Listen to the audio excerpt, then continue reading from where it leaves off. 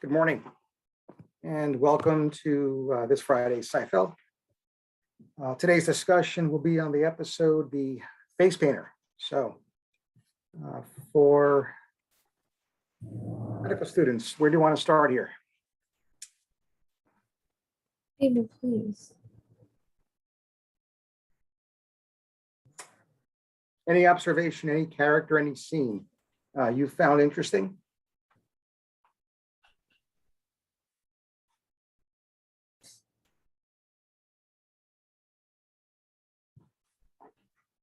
I'll kick it off. I thought he only had a small role, but Alec Berg, I thought was really interesting character because it brought out a certain expectations and norms that are like kind of like the unwritten rules. As Kramer tells Jerry, if manners are the glue that holds society, and if you don't follow the rules of society, then you're no better than an animal, even though he's the one chucking banana peels at animals.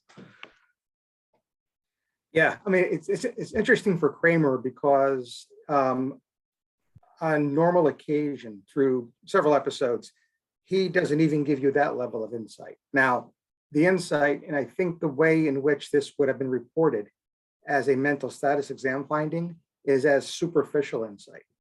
And this may or may not come up on exams, but superficial insight is that insight that allows the individual to state something, but not necessarily follow through or at least act on what it is that they are telling you, right? So that appears to be Kramer here, superficial insight, but again, even that is a little bit above his routine functioning. That said, it's interesting that his behavior is what it is because Kramer's behavior is often interesting. I think as a result of what Kramer does, what do we know happens to the animals or the animal?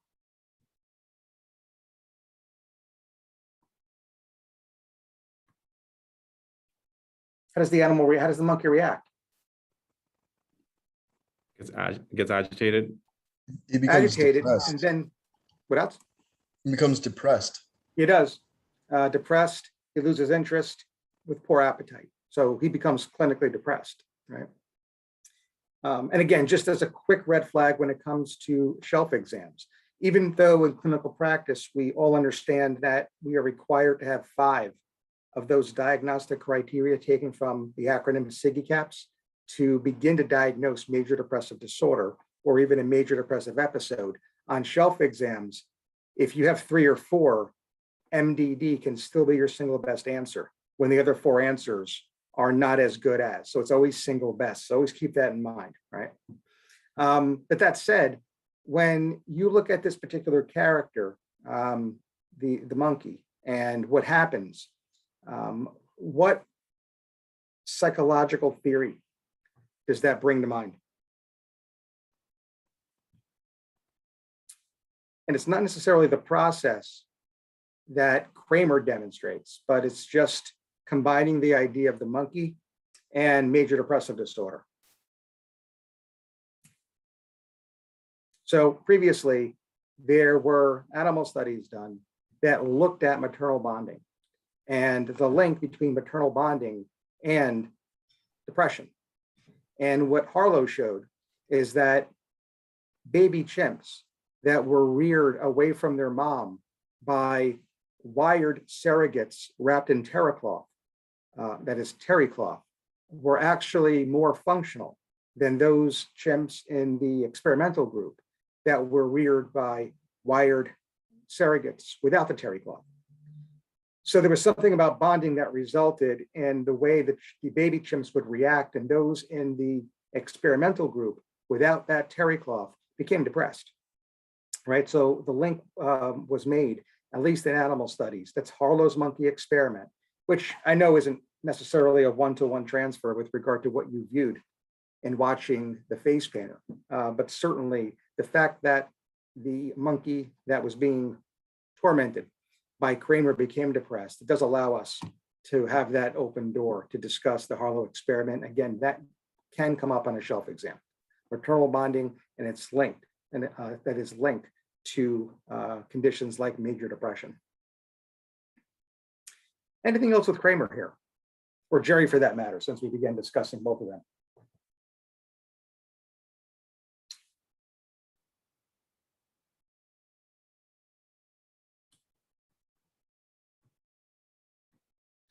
Any other characters you'd like to discuss this morning?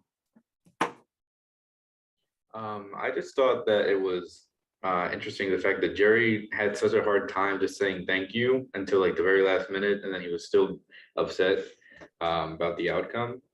And I think that this goes back to how you mentioned like a while ago how like egocentric that these characters are. They don't really, they don't think too much about the other people. So I think it's just another demonstration of that, I guess. And this is your observation is paralleled by yet another character, Jerry's best friend, George, who has a conversation too that he reacts to, specifically not getting the return, I love you, and what that means. And in George's case, you're exactly right. I mean, we see this level of egocentrism, again, defined as one's incapacity to view a situation through any other perspective but their own.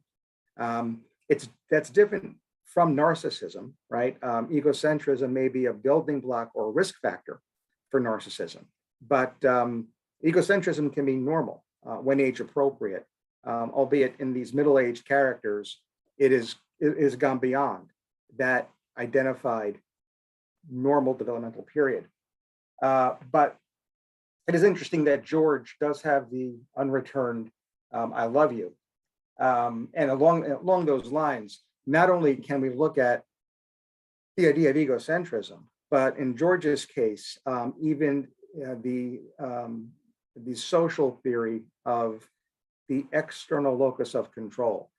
George's self-value is predicated and significantly influenced by what others think of him. And therefore, he has a deficit when it comes to an internal locus of control, that self-awareness of I am who I am. So here we have another social theory with regard to that external locus, which I think in this episode, and by the way, various episodes, is demonstrated in George.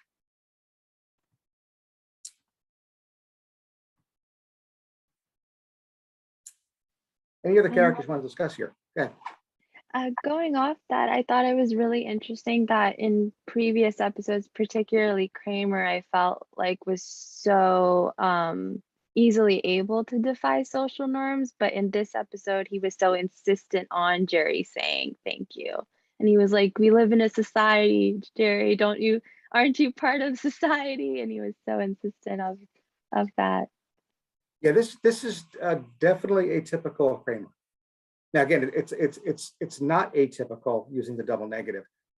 This is not surprising in Jerry, but it is surprising that Kramer, of all people, happens to be Jerry's externalized superego here, because I'm not even sure. I mean, the number of episodes that this occurs, probably we can count on one hand. But that's exactly what he does. He uses the word society, which I think is critical here. And does, I think, link directly to Freudian teaching.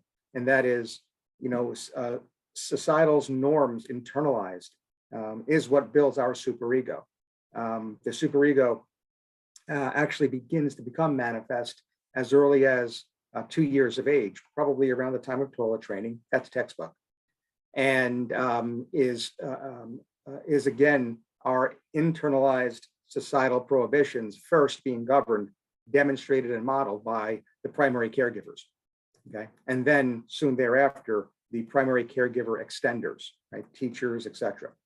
Right, so, and Kramer just has never filled that role before, right? Which, I think we could safely say is likely due to his own parents never really fulfilling that role during that critical period of his development, right?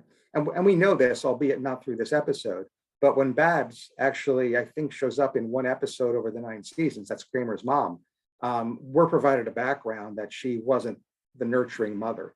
She wasn't the omnipresent mother that Kramer needed. She was always absent, and we never hear of Kramer's father.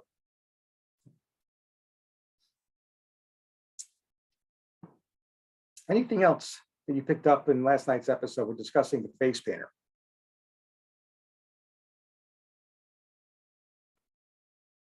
How about Elaine?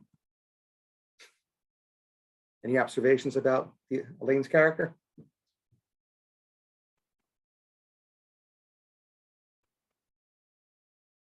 How's her behavior at the funeral?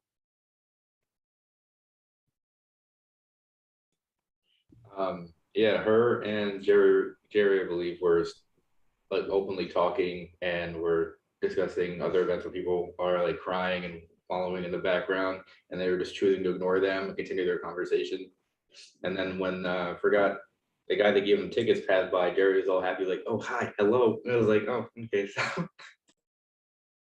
Yeah, I mean, she falls, lock and step, right in line here with regard to what she demonstrates, especially at the funeral, and that lack of empathy as well.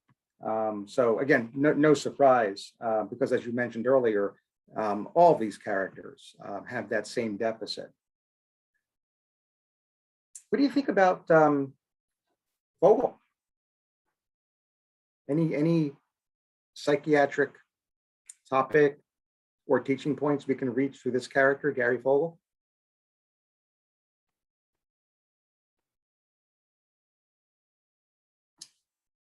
In layman's terms, what did you observe? Oh, is that Putty? Well, we could go to Putty too. Either or. What's going on with Putty? Putty clearly wants to be still in that phase. He's not grown out of his, I guess the Freudian, he's stuck in still the phase where he wants to express his id all the time. I think that's fair. I think that's one of the major issues Elaine has with him. They're together for the longest duration of any of Elaine's boyfriends. There's no doubt about that. What else? What do you think of his idea, his belief that what he does can influence a game?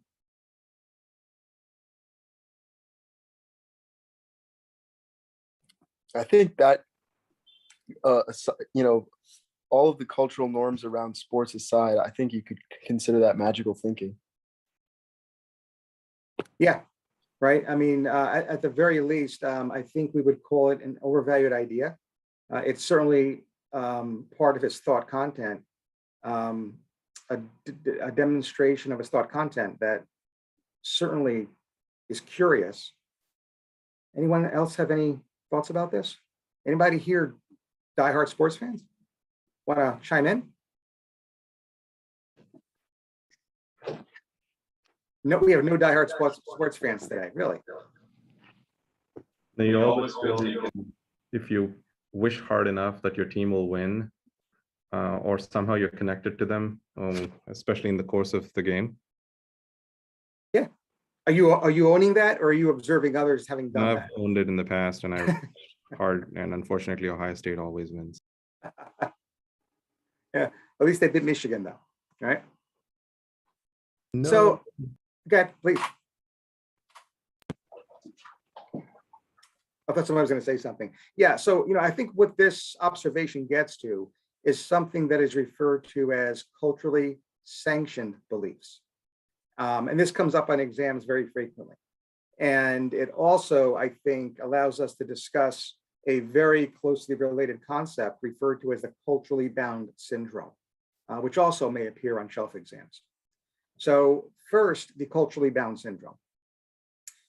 Culturally bound syndromes are those syndromes that are culturally bound, specifically that they are identified or localized in a particular geographical locale. Okay, so they're part of a identified culture. And within that culture, and this is the second part that it's important to recognize, the behavior is considered to be abnormal. Right? Now, almost 100% of the time on exams, what you are required to do upon reading that case vignette is choose the single best answer about the diagnostic label That is the name of the illness. And there are a few that often come up. Okay, so amok, kuru, atake, these are culturally bound syndromes. Again, syndromes that are culturally bound and within the culture are considered to be abnormal. On the other hand, the culturally sanctioned belief is related to the culturally bound syndrome in that it also is culturally bound. The difference, of course, is that within the culture, the behavior is sanctioned. Now, 60-40, what the question STEM will ask on your shelf exam is, or will result in you choosing the choice of normal behavior or no treatment indicated, right? So the board wants you to identify not only that the behavior is culturally sanctioned, but that the course of action is to do nothing. It's to respect the behavior as occurring within one's culture. 40% of the time, the board may require you to actually identify the actual culturally sanctioned belief, right? Because these come in different names as well. One popular one is root work, otherwise known as hoodoo with an H, okay, which is the belief in spells and magic, usually localized to the Southeast United States, the Bayou region of Louisiana. Okay, if someone were to hop on a flight out of New Orleans and land at Newark Liberty and begin to put down brick dust with the belief that they were going to ward off any evil spirits, that individual may be accompanied to a psychiatric evaluation when you're on call. And if that were to happen, and if you called me as your on-call attending, and I asked you, what would you like to do next? Your answer would be nothing. There's nothing to do here, because within their culture, that belief is sanctioned. Within the subculture called fandom, believing that you can influence a game and conducting yourself during the game in that fashion is considered normal, right? So what Putty does is sanctioned, right? So we see his behavior with regard to being a diehard New Jersey Devil fan. And all we say is that there's nothing to do here. Although I don't think Elaine, Jerry, or any of their circle would necessarily believe us. Right? So not only is that group egocentric, but they're also culturally insensitive. In this case, it's a subculture called fandom.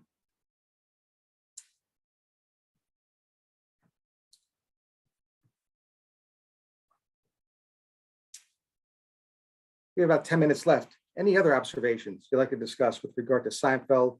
We're discussing the face painter this morning.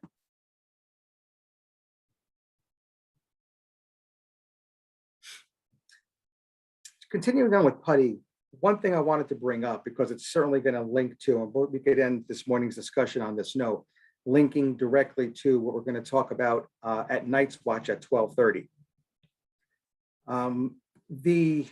The priest, the clergy that observes, witnesses Putty, believes that he is possessed. And I think that's noteworthy, especially in the way the current DSM is classified, specifically within the chapter of the dissociative disorders. So prior to 2013, we would assign films like Paranormal Activity, which is going to be the focus of our discussion at 12:30, as fictional case studies that are metaphorical of conditions like dissociative identity disorder, or DID, right? So if someone becomes possessed, as a metaphor, they have an alter that takes over their conscious awareness. And then when they actually come to consciousness, when they are awake and alert and oriented, they have no recollection. That is, they have amnesia of the time that the demon took over their conscious awareness. In 2013, what happened with regard to the revision, the DSM-5, is that the condition of DID was actually edited to include states of possession for some cultures. So what was metaphorical prior to 2013, as of today, since the DSM-5 being published, now is real.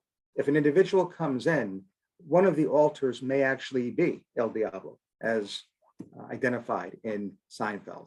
So I just wanted to bring that up because not only, again, does it relate to cultural sensitivity, but it also relates directly to a change of the DSM in understanding the condition of DID, where an alter may be a state of possession.